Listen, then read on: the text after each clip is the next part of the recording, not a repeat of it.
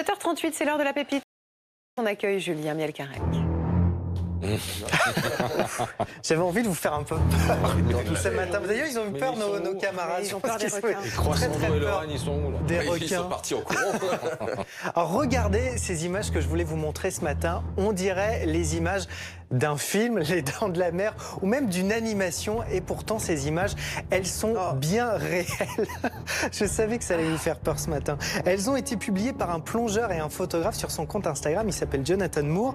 Il plongeait au large de la Floride quand il a fait cette rencontre tête à tête avec ce requin. Les images sont impressionnantes. Alors, des internautes de mauvaise foi on dit oui, mais c'est l'angle et la perspective qui donnent un côté terrifiant à ces images.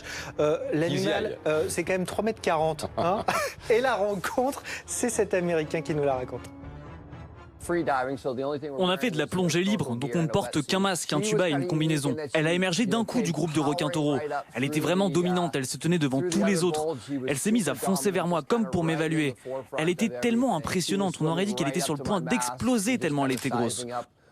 Quand ils entendent le mot requin-taureau, la plupart des gens pensent prédateurs effrayants. Je ne les vois pas comme ça, je ne les vois pas comme des animaux dangereux.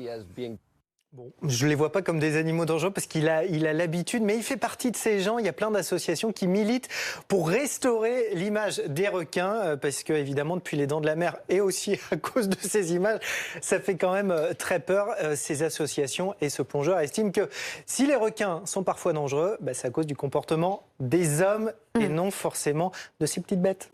Merci Julien.